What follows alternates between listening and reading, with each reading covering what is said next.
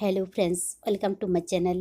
আজকে আমি একদম সহজ পদ্ধতিতে দারুণ স্বাদে পাবদা মাছের ঝোল রান্নার রেসিপি নিয়ে এসেছি। রান্না করা খুবই সহজ, একদম কম সময় হয়ে যায়। তাহলে চলুন দেখে নিই একদম সহজ পদ্ধতিতে পাবদা মাছের ঝোলটা আমি কিভাবে রান্না করব। তো প্রথমে কড়াইতে তেল ভালোভাবে গরম করে নেওয়ার পর লবণ হলুদ দিয়ে মাখিয়ে নেওয়া পাবদা মাছ দিয়ে ভেজে নিচ্ছি। এইখানে আমি 250 গ্রাম পাবদা মাছ নিলাম। তো একসঙ্গে ভেজে নেওয়া যাবে না, দুইবারে ভেজে নিতে হবে। পাবদা মাছ ভেজে নিতে সময় লাগে না, একদম কম সময় হয়ে যায়।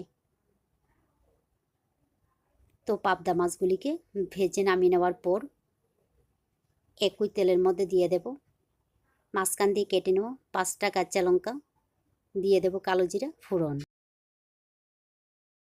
এখন এইগুলিকে কয়েক সেকেন্ড ভেজে নিতে হবে। তো 10 থেকে 12 সেকেন্ড নাড়াচাড়া করে নেওয়ার পর ফোড়নের কালারটা চেঞ্জ হয়ে গেলে এবারে এর মধ্যে দিয়ে দেব গুঁড়া মশলা, জিরার গুঁড়া, মরিচের গুঁড়া, হলুদের গুঁড়া 1/2 চা চামচ করে।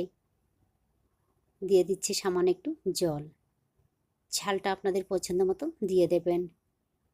এখন এইগুলিকে কম আঁচে নাড়াচাড়া করে কষিয়ে নিতে হবে।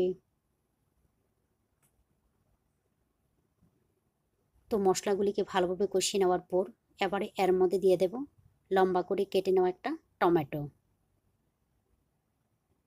এখন টমেটোর কাঁচা গন্ধ চলে যাওয়া পর্যন্ত এইগুলিকে আবারও কয়েক সেকেন্ড কষিয়ে নিতে হবে। প্রায় 20 থেকে 25 সেকেন্ড মশলার সঙ্গে টমেটোগুলিকে মিশিয়ে নেওয়ার পর এবারে এর মধ্যে দিয়ে দিচ্ছি 1.5 কাপের মতো জল। এখন চুলার আঁচটা বাড়িয়ে দিয়ে ঝোলটা ফোটা পর্যন্ত অপেক্ষা করতে হবে। ঝোলটা যখন টকবক করে ফুটে উঠবে এবারে এর মধ্যে দিয়ে দিলাম ভেজে নেওয়া পাবদা মাছ, দিয়ে দিচ্ছি পরিমাণ মতো লবণ।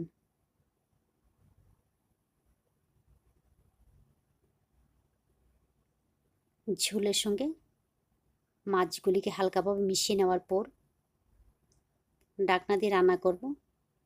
ঢাকনা ছাড়াও কিন্তু রান্না করতে পারেন, তবে পাবদা মাছ রান্না করতে বেশি একটা সময় লাগে না, কম সময় হয়ে যায়।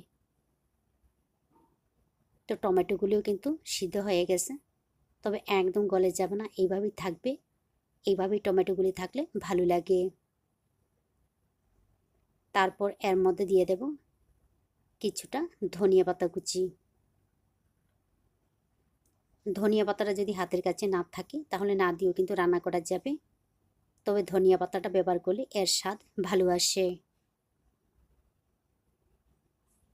এইগুলিকে হালকাভাবে মিশিয়ে নিলেই আমার রান্না সম্পূর্ণ রেডি। এখন আমি নামিয়ে নেব।